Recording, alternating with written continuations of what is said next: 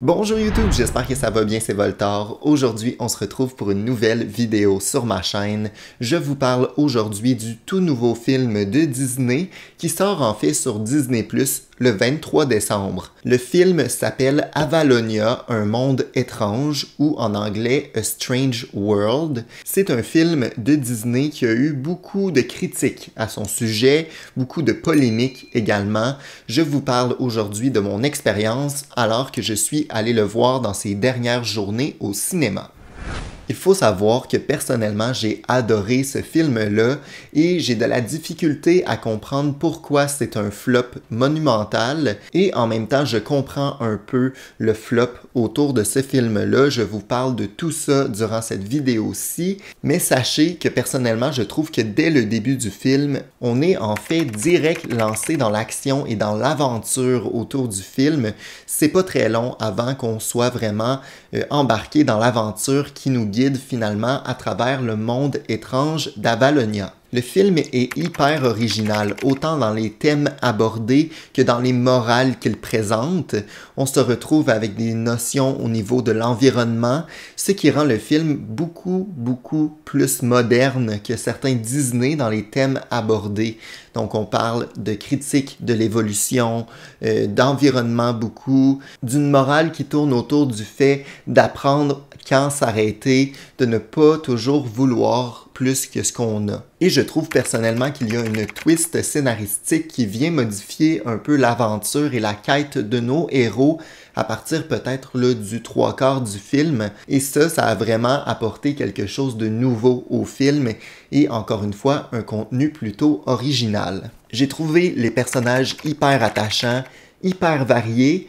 Je croyais que c'était simplement un voyage familial et finalement, on imbrique progressivement d'autres personnages à la famille principale et j'ai trouvé ça plutôt intéressant tout simplement parce que ce n'est pas par exemple un Encanto 2 où c'est vraiment un monde autour de la famille. Cette fois-ci, on est allé dans quelque chose de complètement différent. J'avais peur finalement que ça ressemble trop à Encanto et finalement, c'est complètement différent. Le plus gros problème du film, en fait, ne réside même pas dans le film lui-même, mais plutôt dans la publicité qu'on a fait autour de ce film-là. On dirait finalement que Disney n'a pas voulu promouvoir ce film-là plus que ça.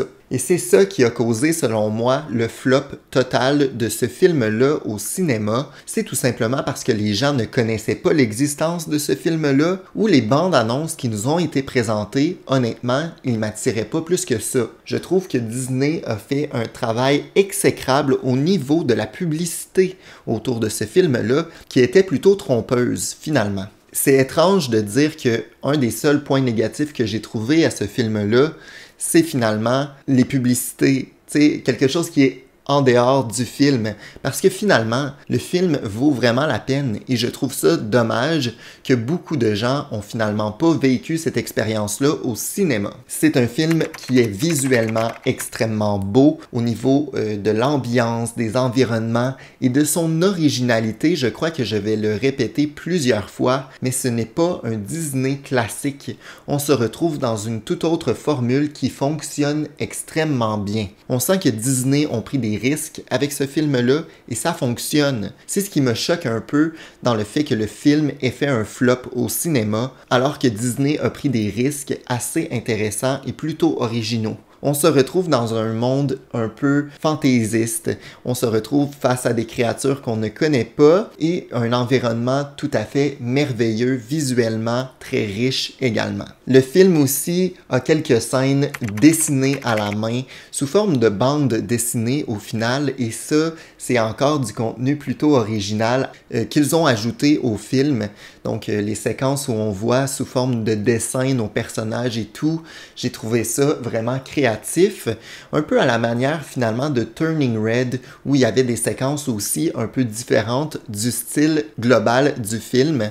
Donc on sent que Disney veulent jouer tranquillement avec des nouveautés visuelles et ça fonctionne très bien avec Avalonia également. et je dois dire que j'ai eu des frissons à la fin du film. Il y a vraiment un côté un peu à la Moana, je trouve, personnellement, et qui nous fait vivre des émotions. Je ne vais pas dans les détails, mais je dois tout de même dire que cette fin-là, cette twist scénaristique m'a plutôt bien plu et finalement le mystère est plutôt intéressant. Surtout que le film laisse plusieurs détails à travers le film pour finalement arriver à cette finalité-là. J'aimerais vraiment revoir ce film-là tout simplement pour analyser les détails qui mènent à la twist finale. Je dirais qu'un autre point négatif du film est peut-être certains dialogues qui me paraissaient pas naturels entre certains personnages et un peu malaisants finalement. Mais sinon, globalement, je trouve qu'après un certain temps, on embarque vraiment dans les échanges entre nos personnages. C'est peut-être un peu au début que j'avais de la difficulté à bien saisir l'intensité de certains dialogues entre des personnages. C'est d'ailleurs le tout premier film d'animation de Disney qui présente autant d'ouverture concernant l'orientation sexuelle de ses personnages, parce que oui, il y a un personnage homosexuel dans ce film-là, mais contrairement à Lightyear par exemple, ce personnage-là est beaucoup plus mis de l'avant, c'est-à-dire que c'est un des personnages principaux de la famille qu'on voit tout au long du film, et j'ai trouvé que c'était bien fait, bien réalisé, sans prendre trop de place non plus dans l'histoire. On sent que c'était pas un ajout pour faire un ajout quelconque. Je trouve que c'était fait d'une manière naturelle et ça rendait la présence et la nature de ce personnage-là bien balancée au final, sans aller dans des clichés ou des choses comme ça. Donc j'ai trouvé ça hyper intéressant, même si ça a été un point plutôt critiqué sur Internet. Ça l'a fait polémique. Personnellement, je trouve que c'était très bien réalisé et je comprends pas vraiment la polémique autour de ce personnage-là. C'est peut-être moi qui est trop ouvert d'esprit peut-être, mais j'ai pas vu de problème à ce niveau-là du tout. Je trouvais que c'était très naturel et très bien mis dans le film. Vous l'aurez compris, j'ai adoré Avalonia par son ouverture, son originalité, son histoire, sa twist finale, son visuel très intéressant et son ambiance particulière. Je ne comprends pas le flop autour de ce film-là, mais surtout, je ne comprends pas pourquoi Disney ne l'a pas plus mis de l'avant qu'ils l'ont fait, parce que on dirait vraiment que la compagnie a fait exprès pour que leur film soit finalement en dessous des radars et passe inaperçu alors que c'est un super bon film. J'espère alors que certains d'entre vous vont donner une chance à ce film lors de sa sortie sur Disney+ le 23 décembre, tout simplement parce que c'est un film qui le mérite et qui vaut vraiment la peine d'être regardé. C'est un super bon film actuel de Disney qui présente aussi des enjeux très intéressants au niveau environnemental et des thèmes plutôt matures. Je vous conseille donc de regarder Avalonia le 23 décembre sur Disney+. Ça vaut la peine, je ne suis pas payé pour dire ça, c'est vraiment mon opinion personnelle, mais j'ai hâte de voir si certains d'entre vous ont aussi apprécié le film ou vont finalement lui donner une chance lors de sa sortie parce que ça vaut la peine. Merci de m'avoir écouté et merci de me suivre dans mon projet.